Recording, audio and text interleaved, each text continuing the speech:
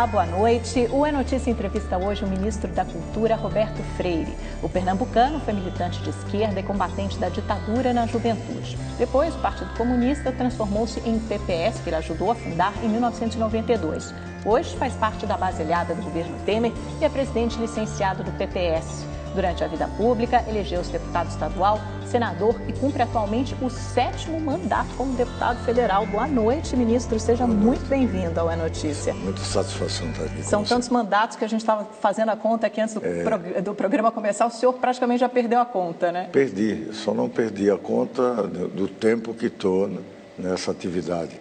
Desde 1979, como deputado federal em Brasília, e antes disso, como deputado estadual lá em Pernambuco. E senador, né? Então são 40 anos de vida pública.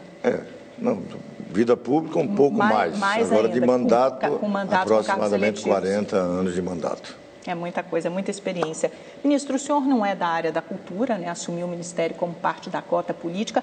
Agora eu queria saber o que na sua trajetória o aproxima da cultura? Que papel a formação cultural tem na sua vida? Olha, eu dizer que sou um consumidor da cultura, posso dizer da minha relação com a cultura. Eu sempre fui um homem que gostava muito e gosto dos livros. E acompanho e percebo a importância da cultura, inclusive para a nossa formação, para a nossa identidade, até para afirmar também a nossa autoestima, como um povo, como uma nação que tem, evidentemente, grandes expressões artísticas, culturais, e isso nos dá, inclusive, certo orgulho. Então, essa era a minha participação do ponto de vista da cultura. Mas, olha... em Pernambuco isso é muito forte, né? No seu estado, essa identidade cultural, a participação de artistas. Sim, um dia desse eu estava vendo que o patrimônio material do país... o estado de Pernambuco tem mais da metade desses patrimônios imateriais. É evidente, um berço importante da cultura brasileira. Mas a ideia que a gente precisa ter clareza é de que na atividade pública, e quando você vai exercer um executivo e dirigir uma pasta ministerial, o mais importante do que ser um especialista é você ter a compreensão do que é ser republicano. O interesse público, ter a dimensão política do que significa exercer uma função executiva como um ministro, um presidente, um governador ou qualquer cargo executivo de relevância. O cargo técnico é de fundamental importância, mas você não vai administrar a coisa pública apenas do ponto de vista técnico. A técnica pode ser fundamental na sua administração, mas ela não pode ser o grande instrumento para administrar um ministério, um governo. Por quê? Porque são muitas técnicas que são envolvidas naquela atividade. Mesmo quando você fala em cultura, quantas linguagens que tem técnicas diversas para a expressão da cultura? Então, ter esta dimensão, essa visão, é visão política. Não é necessariamente dizer tem que ser um técnico. Algumas vezes corre até riscos de ter uma visão muito fatiada, uma visão muito especializada e perde talvez a dimensão, que é uma dimensão muito mais ampla do que as técnicas que compõem. E o senhor vem com essa experiência legislativa, que é fundamental, é muito importante. Como é que o senhor vai usar a política, então, para favorecer, beneficiar o Ministério? Olha, eu estou começando a fazer esse seu discurso, esse discurso agora, exatamente por conta dessa pequena experiência. É que eu tinha um certo receio, exatamente por não ter uma dedicação à área da cultura, embora nesses meus mandatos eletivos eu tenha participado diretamente de quase toda a legislação que trata da questão cultural no Brasil. Ou seja, o senhor conhece bem essa legislação? E exercendo liderança, não era um mero voto num plenário de 513 ou de 81 senadores, não, era exercendo liderança, tendo definições concretas. Fui líder do governo Itamar. e que tinha que haver, e foram feitas algumas mudanças ali, naquele governo, muito importante. Foi um governo muito reformista. É dizer que essa experiência me está dando condição de entender, hoje, mais do que nunca até, de que a cultura não é algo que possa ser considerado supérfluo, que na primeira crise pode ser contingenciado, pode ser colocado na administração pública, a crise econômica que o Brasil vive, esquece a cultura. Não, a cultura tem hoje uma dimensão que é muito maior do que a simples expressão de uma identidade nacional. Mas aqui na prática... Por quê? Porque ele hoje, cada vez mais, vai ter de fundamental importância sua participação na economia, a ponto de termos hoje uma discussão muito clara de qual o papel que a economia da cultura exerce na economia como um todo. Qual a sua contribuição? Exatamente, isso é muito importante, eu vou perguntar isso para o senhor já, mas só para a gente não perder o fio da meada, porque essa é outra questão importante. O senhor falou aí dos bloqueios de gastos e que isso não se transforma em realidade, mas na prática já é o que acontece, né? O Ministério da Cultura é sempre um dos mais prejudicados, sempre que há um bloqueio ou um corte de gastos, e para prejudicar mais ainda, foi aprovada a PEC do teto de gastos, a principal reforma econômica do governo Temer até agora, que estabelece um limite para os gastos públicos. Não, né? Como é que o senhor vai contornar isso? Não é limite. Isso é um discurso equivocado. É um limite em relação à inflação do ano anterior, sim, né? Claro. Não pode esquecer, não pode crescer mais do que isso. Claro, e é muito importante, por quê? Porque antes você tinha uma ficção. Não, claro, mas a verdade é que haverá uma briga ali entre os vários ministérios pelos recursos escassos. Isso é fundamental, porque orçamento é discussão de prioridades. Sim. E isso não era feito no Brasil. Por quê? Porque qualquer pressão que tinha, aumenta a expectativa de arrecadação, que era uma ficção, que era uma mentira.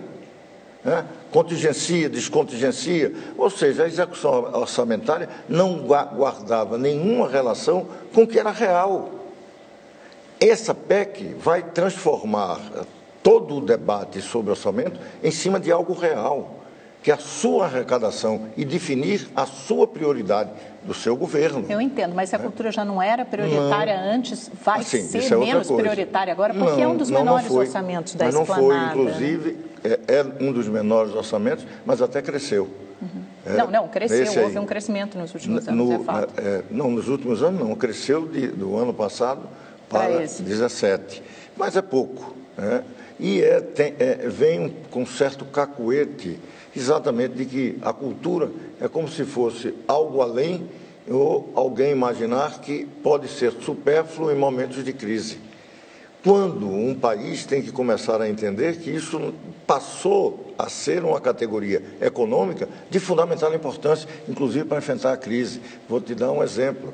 A atividade da cultura, e vamos ver aqui, e isso é uma atividade que tem uma certa agilidade que a indústria não tem, que outras atividades econômicas não apresentam. Por quê? Porque o resultado da atividade econômica no campo da cultura, ela tem uma rapidez de execução muito maior do que em outras áreas.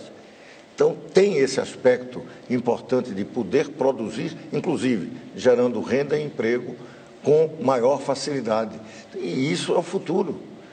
Quando o mundo, a cada dia, assiste novas relações de trabalho, novas relações institucionais, com todas essas plataformas, esses instrumentais, enfim, toda essa realidade que a internet nos coloca e que a rede nos oferece, isso está mudando o mundo e cada vez mais apontando para um mundo mais ligado na cultura, no lazer, no entretenimento, no turismo, e isto numa expansão econômica muito forte.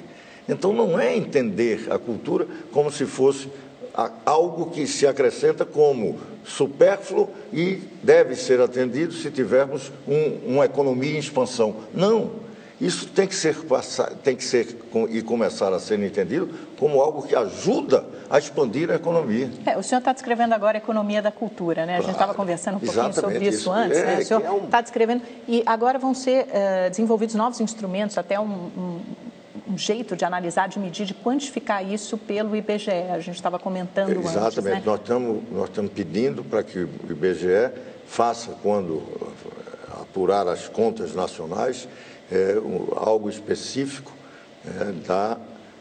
economia da cultura para se saber o impacto e, inclusive, quem sabe, ter a discussão no futuro, não de que a economia seja, que a cultura seja algo meio subalterno, mas passe a ser importante, inclusive, dessa economia do futuro, que é uma economia que vai ter na cultura um setor, evidentemente, de expansão. Dá um exemplo prático em relação a isso, por exemplo... O audiovisual?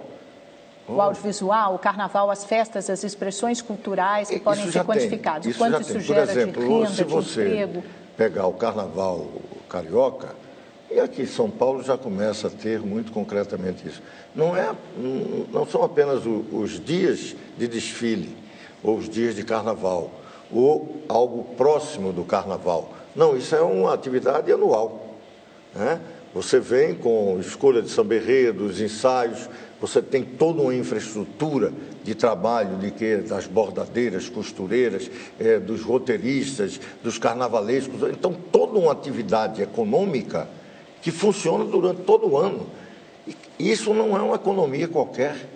Afora o que no carnaval tem, de direito de imagem, que a televisão aporta, são milhões e milhões de telespectadores, um grande mercado. Então, essa compreensão tem que ser em relação a tudo.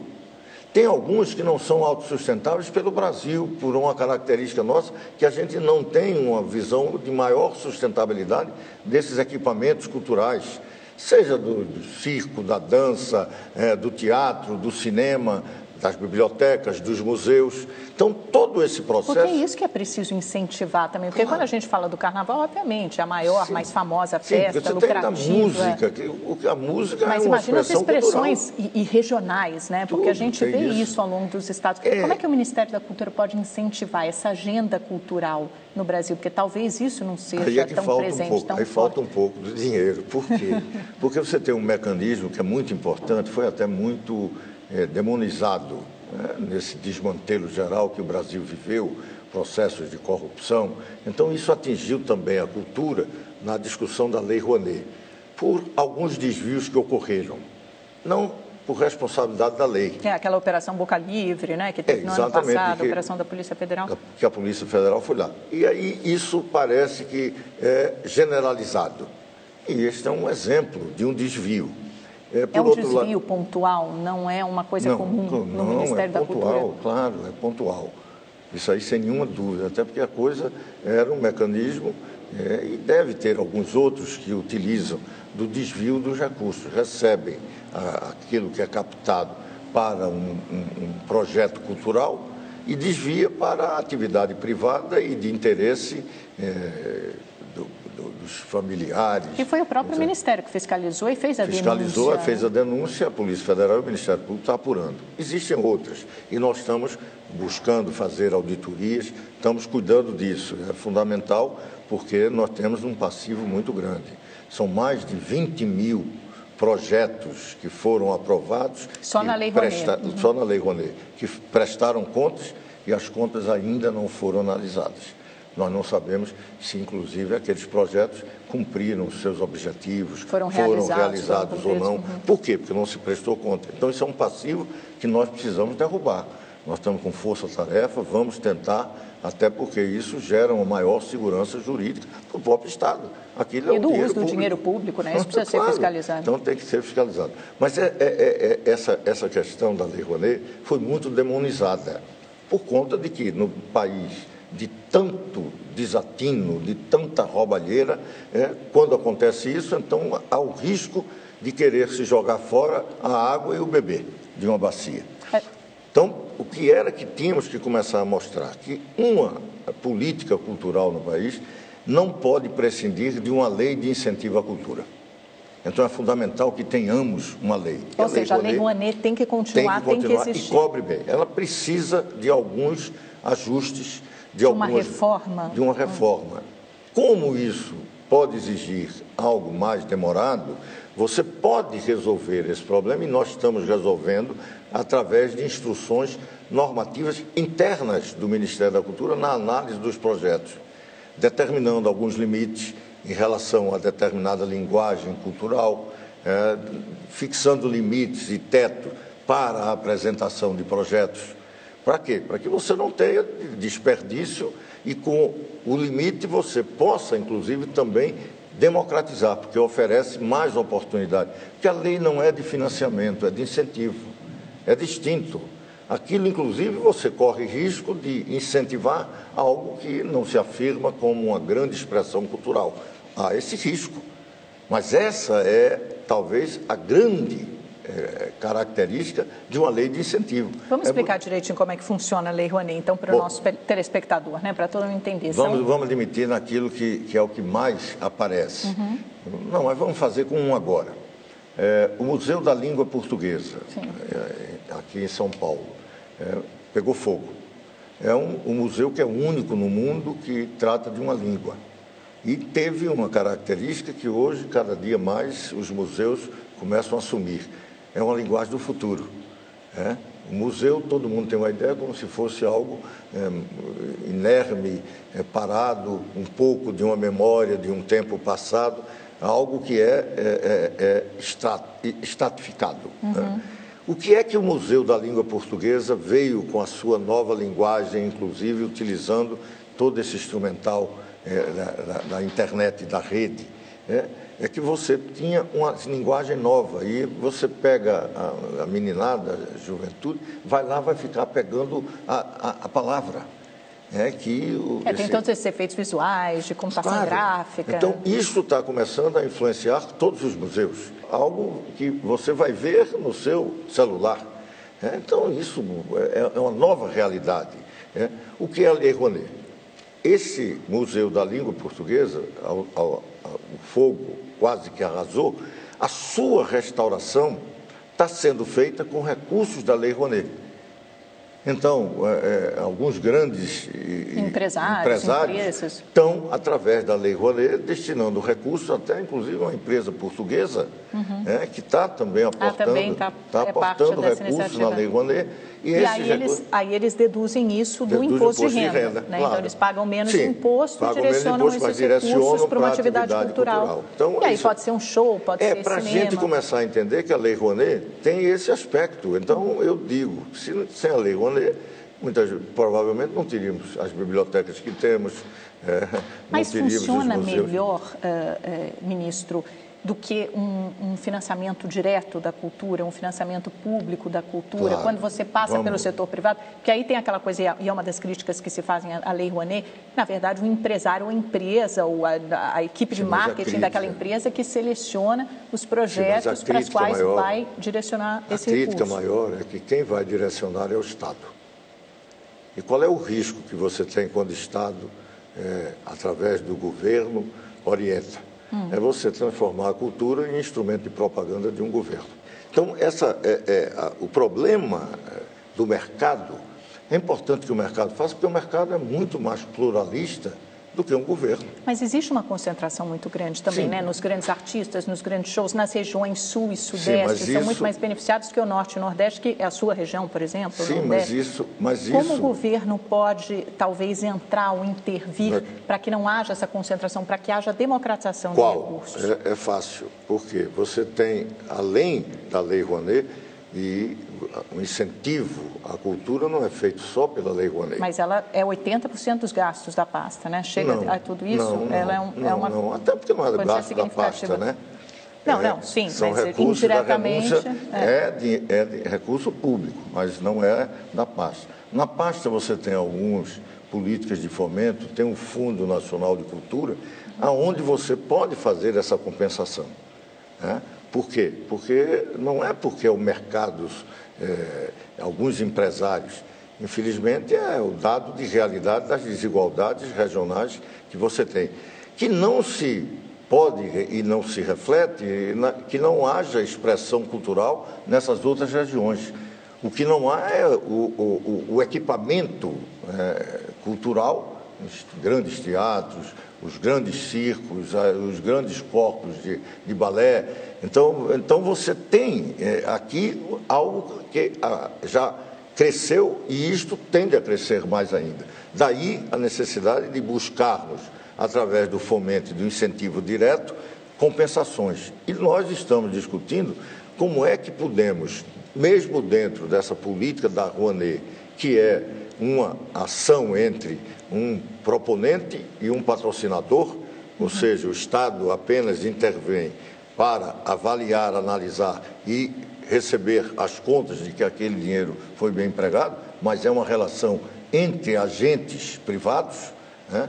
Você tem que nela tentar induzir a que possa haver também esse tipo de relacionamento em busca de uma expressão cultural em regiões que não estão sendo atendidas. E haverá alguma mudança nesse sentido? Porque o senhor disse que iria anunciar algumas mudanças na Lei Rouanet ainda nesse mês ou no próximo mês. E está saindo, por exemplo, a ideia de que você vai fixar limites para cada proponente e para cada patrocinador.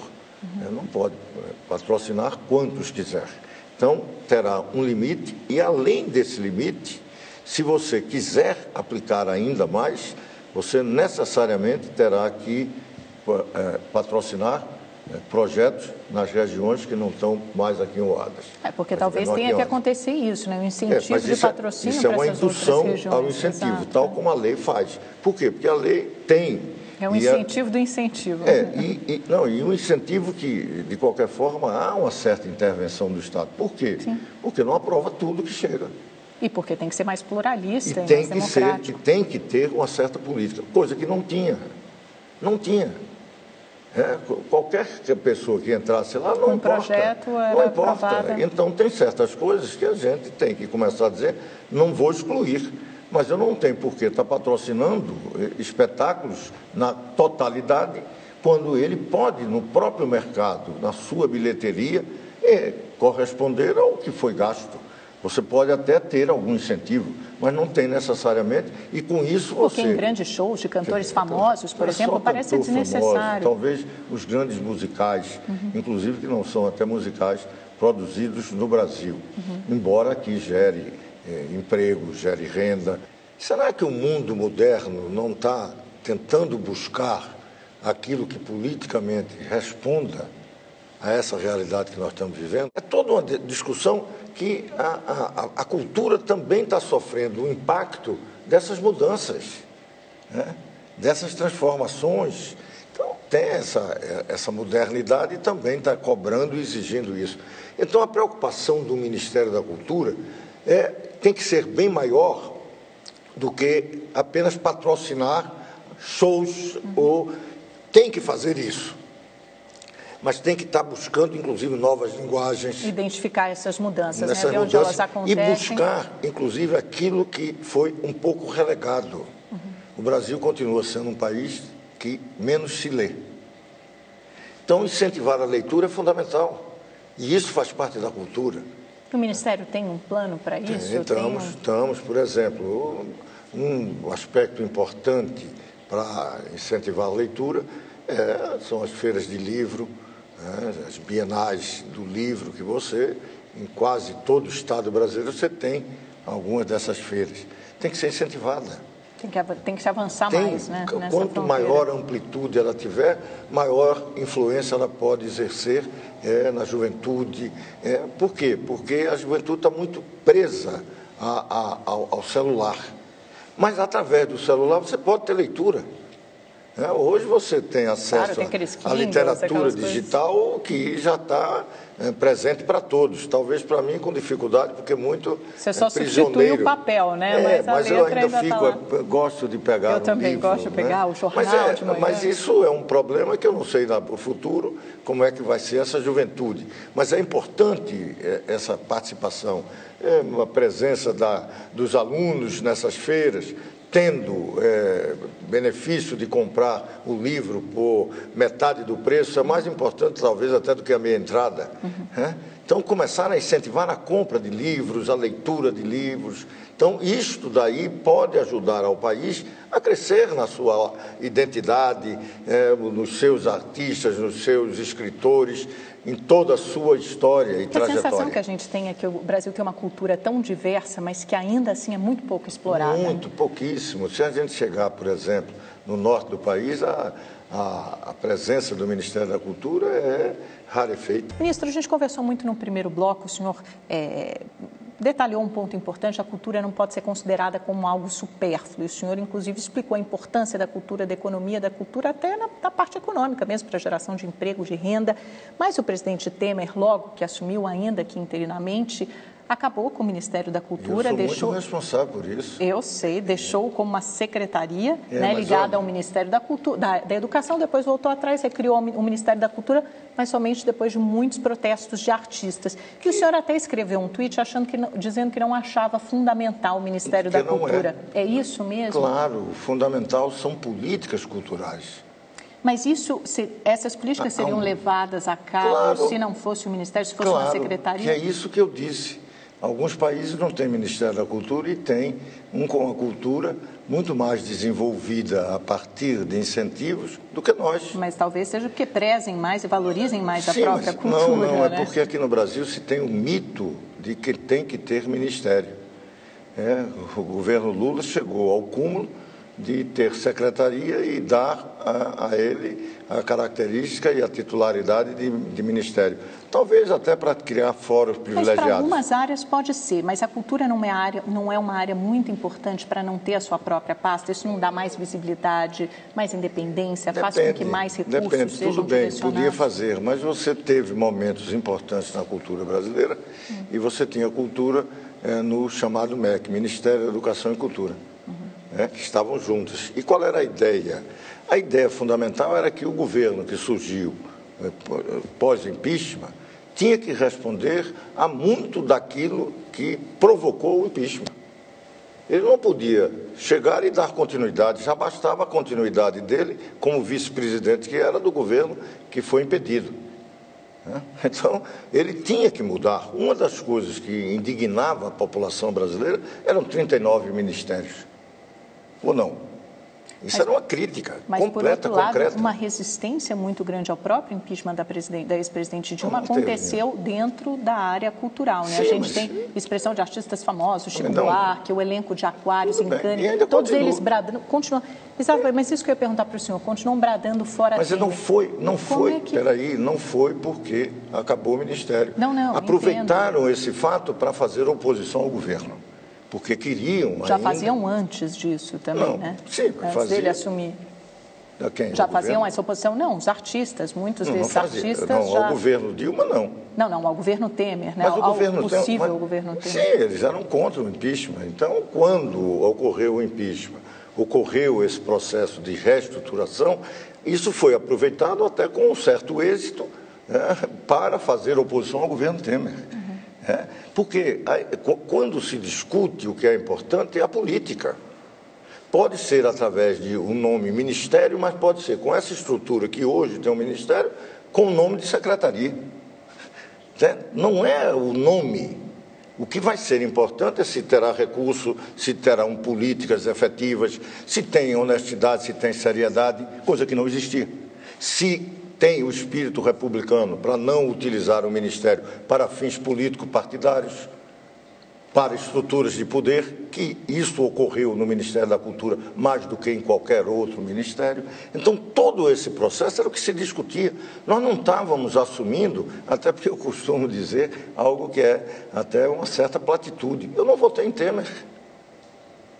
Mas votou pelo impeachment da presidente. Votei pelo impeachment de Dilma. E como a Constituição manda, quem assumia a presidência da República era o vice-presidente. E eu estou cumprindo a Constituição. Como é que fica essa interlocução com essa parte da classe artística que é contra o governo e que ainda adota esse fora Temer, enxerga o governo como ilegítimo? Vai continuar enxergando enquanto quiser. Da nossa parte não haverá nenhuma limitação. Até porque somos tão legítimos e republicanos que na hora que eles quiserem, mesmo e alguns já estão vindo, sem nenhum problema, não haverá nenhuma discriminação. O senhor assumiu o Ministério num momento delicado, né, com a saída do ministro Marcelo Calero. Ele pediu demissão depois que disse que foi pressionado pelo ex-ministro agora também, Gedel Vieira Lima, para a construção ali, para a liberação de uma obra na Orla de Salvador, que tinha sido embargada pelo IPHAN, que é o Instituto de Patrimônio Histórico e Artístico Nacional. É um episódio grave de tráfico de influência, de mistura de público e privado. Como é que o senhor enxerga essa situação? Não é grave? Nada, que ninguém nem se refere mais a isso. E talvez eu tenha ajudado a mostrar que não tinha tinha gravidade nenhuma. Mas foi muito grave, levou à queda de 2 ministros, inclusive de um dos mais próximos ao presidente não levou, Temer, não. que é o Gedel Vieira Lima. Não levou, isso aí é um outro problema. Repare, o IPHAN tinha dado um parecer embargando uma obra. O que é que aconteceu com este parecer do IPHAN? Eu assumi dizendo que o parecer era aquele que o Ministério da Cultura endossava. Acabou. Ninguém veio me conversar mais nada. A obra continuou embargada, está sendo discutida na Justiça. Mas até porque não tinha nem mais clima político para reverter aquele embargo de forma alguma, Mas né, não adianta você falar que não tinha clima. Isso podia ter sido conseguido na surdina se o ministro Calero tivesse se sujeitado à pressão. Não fique com o si, querida. Fique com o que é objetivo. Não houve nada contrário àquela determinação técnica do IPHAN. Acabou. O ministro da Cultura, e fui eu logo que assumi, o que eu disse, a decisão do IPHAN. Não temos que discutir. Quem quiser discutir, seja ministro ou não ministro, vá à Justiça. É que ele relatou toda a pressão, os telefonemas que recebeu do presidente. Isso tem que ter um certo cuidado. Quem for para o exercício de qualquer função pública tem que saber reagir a qualquer pressão. Se não souber reagir, sai. Que foi o que aconteceu. O senhor sempre resistirá, então, se houver qualquer tipo de pressão... Eu não estou dizendo a você que, ao assumir, o que vale é a decisão do IPHAN. O que adiantou? Alguém veio me pressionar? Não. Adotei a decisão e acabou. Se tivesse pressão, não iria mudar naquilo que eu concordava. Se eu mudasse, seria um fraco e que não deveria estar exercendo essa função pública. Não era talhado para isso. Porque quem é que não sofre pressão? Pressão da sociedade, muitas vezes difusa, outras mais diretas. Mas você tem que ter a capacidade de enfrentá-las. Senão, você não vai administrar nada. Porque a pressão não é apenas dessa, ou uma pressão, vamos alegar, ilegítima. E as pressões legítimas, e são pressões, e não são apenas para um determinado caminho. Pode ser várias alternativas, e você tem que decidir. Então, porque o senhor está muito habituado à política, talvez ele tivesse menos pode experiência. Pode ser isso, né? Não, olha, e quero dizer, até que ressalto, que ele talvez tenha enfrentado no Ministério, quando ainda na Secretaria e depois no Ministério, porque ele era secretário de Cultura e virou ministro, não mudou estrutura nenhuma, apenas mudou o nome. Então, ele, nesse momento, ele enfrentou talvez os momentos mais difíceis, que foi o pós-impeachment, e como foi difícil para todos.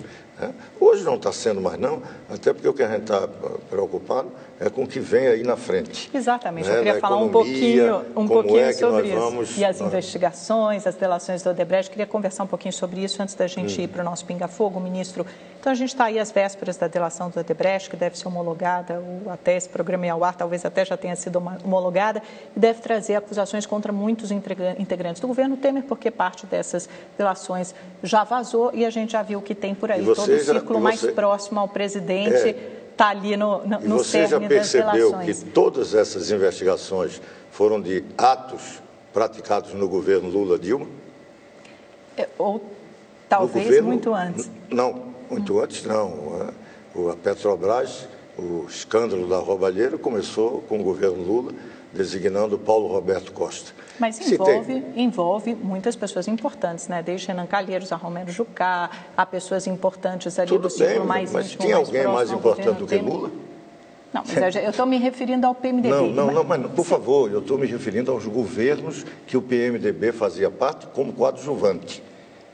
Mas aí ele não pode assumir responsabilidade por algum eventual mal feito ou corrupção? Claro, não, e o Lava Jato está sendo importantíssimo para o país, porque está mostrando toda essa roubalheira dos 13 anos do PT.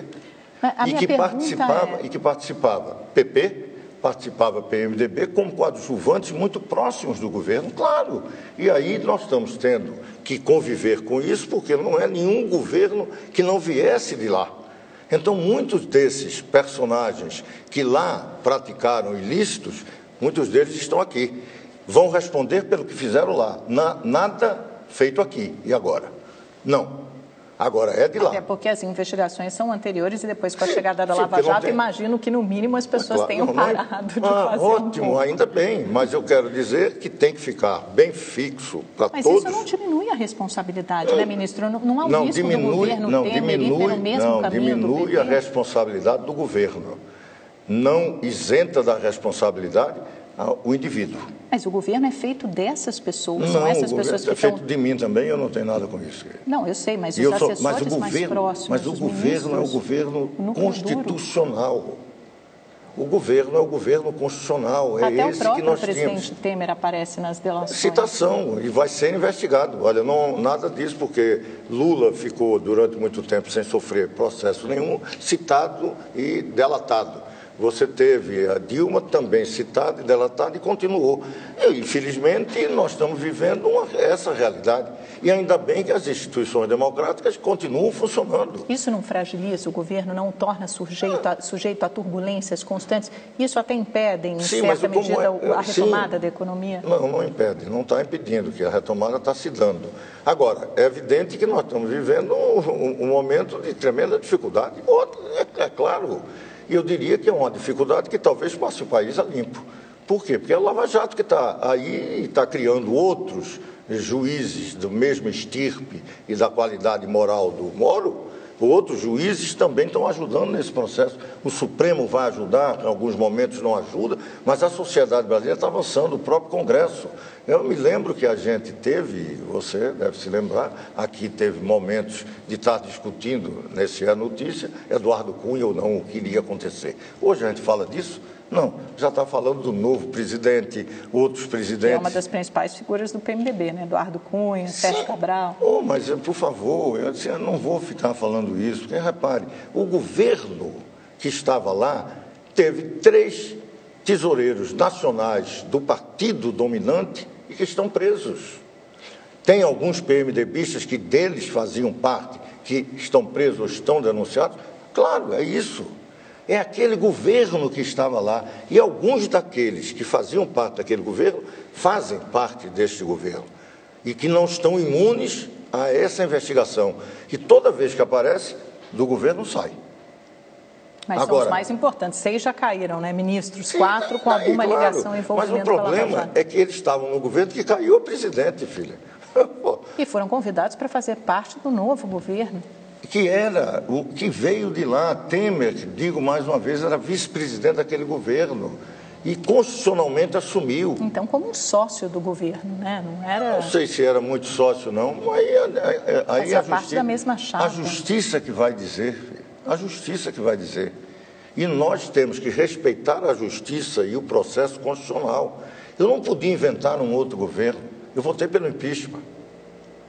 Eu votei pelo impeachment, trabalhei pelo impeachment, e para o bem do Brasil. Não era contra Lula nem contra Dilma, era contra o que eles desmantelaram neste país. Inclusive do ponto de vista ético, moral, da desmoralização e da crise política, crise econômica que nós estamos aí vivendo. E a Constituição diz que o vice-presidente assumia. E nós estamos fazendo um governo que aí é quando eu digo, pode ter todos alguns personagens de governo anterior, mas neste governo não há nenhuma investigação em curso por ato praticado aqui.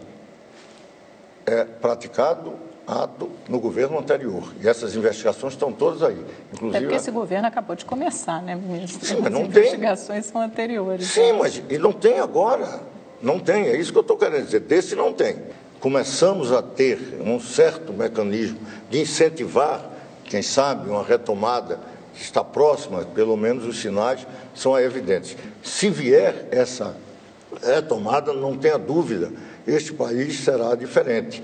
Então, o país está avançando do ponto de vista democrático. Com problemas? Claro, não está com nenhuma tranquilidade. Nós temos problemas, mas o que se anuncia é que você está saindo daquele desastre de desmantelo que os 13 anos de Lula Dilma nos legou.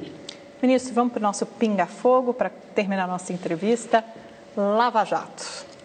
Importantíssimo para o país. Sérgio Moro. Um grande juiz.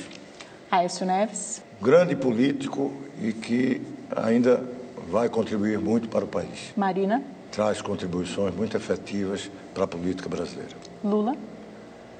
Lula foi uma expectativa e talvez aí para muitos uma fraude quando no exercício da presidência da República. Dilma.